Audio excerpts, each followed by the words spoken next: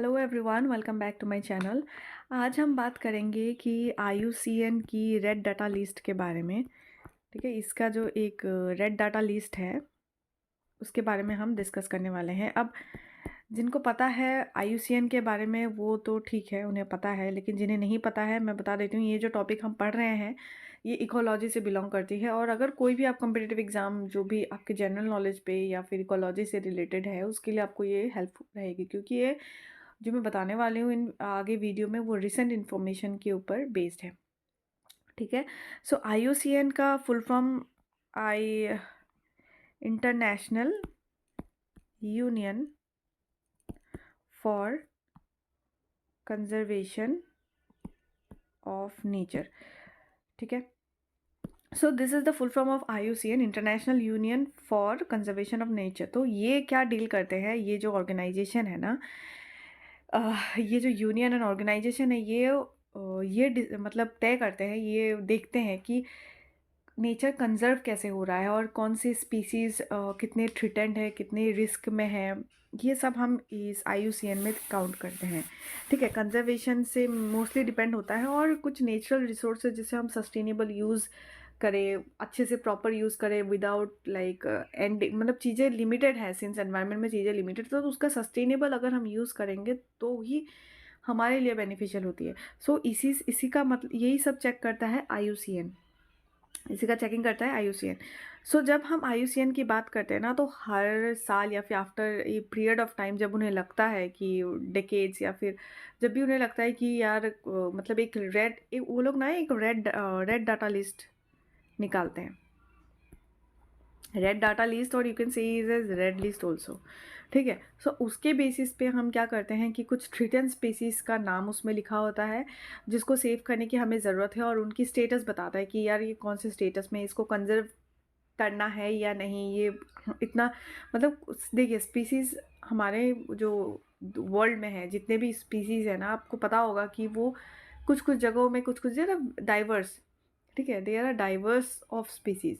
सो हम उसमें से ही मतलब कुछ कुछ स्पीसीज़ को हमें सेव करनी होती है, कुछ कुछ को हमें, ठीक है, कुछ एक्सटिंक्ट होने वाली होती है, कुछ एंडेंजर्ड होने वाली होती है। सो हमें उन सबको सेव करनी होती है, या फिर अगर वो सेव करने नहीं भी होते तो उन्हें कंसर्न में लाना होता है, उन्हें पॉइंट पे लाना होता है, उसे व्यू पॉइंट पे लाना होता है कि नहीं, अब हमें इसे सेव करने की ज़रूरत है क्योंकि इसकी नंबर कम हो रही है। सो यही होता है रेड लिस्ट। IUCN जो एक रेड लिस्ट पब्लिश करती है, उसी में सब कुछ लिखा होता है कि कौन से स्पीसीज थ्रेटेंड है, कौन से एंडेंजर्ड है, कौन से वल्नरेबल है। सो ये सारा उसमें लिखा होता है। ठीक है, ओके। सो जब हम रेड डाटा लिस्ट के बारे में बात करते हैं, रेड डाटा लिस्ट के पे जब हम बात करते हैं, तो ये इसके कुछ कैटेगरीज होते हैं। ठीक है, मतलब किस कैटेगरी में आप डिसाइड करोगे कि ऑर्गेनिजम्स सेफ है या नहीं, एंडेंजर्ड मतलब कितना रिस्क में, ये कितना रिस्क में है, ये कितना कम रिस्क में है, ये बहुत ज़्यादा अगर रिस्क में है, ये बिल्कुल ही मतलब बहुत ज़्यादा अवेलेबल है, तो ये बिल्कुल रिस्क में नहीं है। सो किस एक होता है ना, एक पैरामीटर हमें चाहिए होती है कि किसी पैरामीटर पे हम डिसाइड करें कि रेड डाटा लिस्ट मतलब किसी पैरामीटर्स पे वो वर्क करे। सो इसके लिए कई सारे पैरामीटर्स होते हैं, जैसे कि क्रिटिकली एंडेंजर्ड। ठीक है,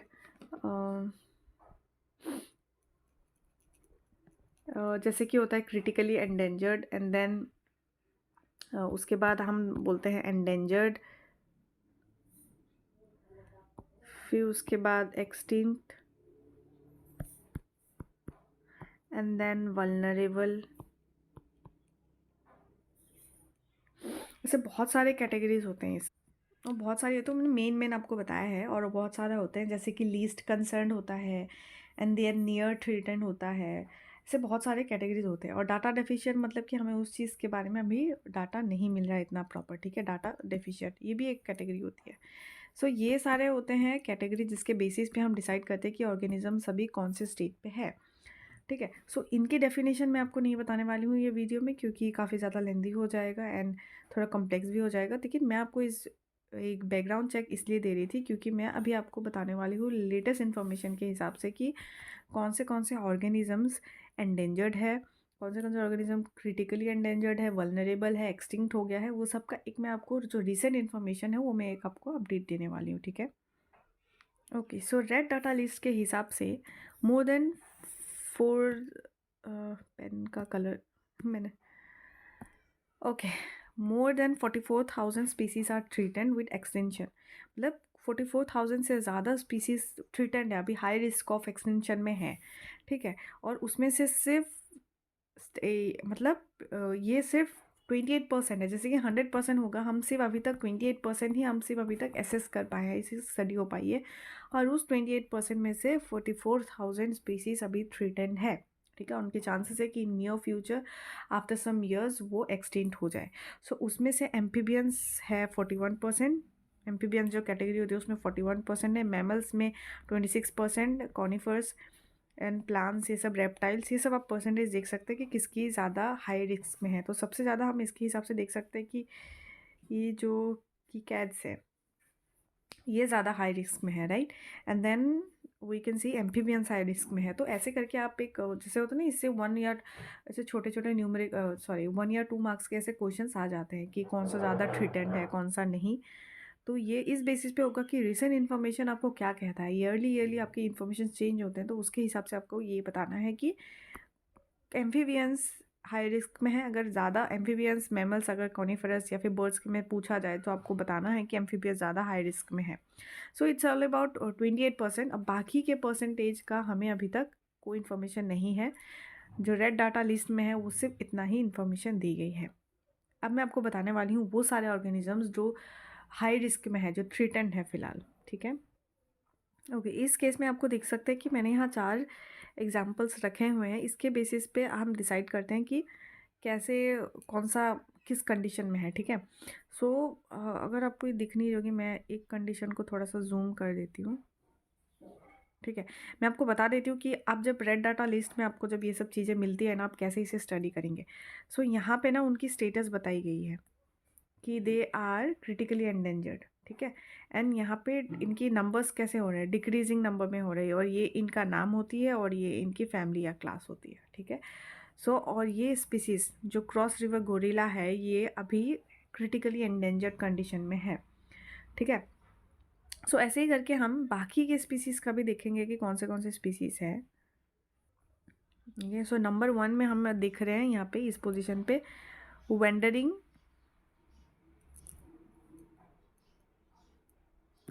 वेंडरिंग एल्बेस्ट्रॉस।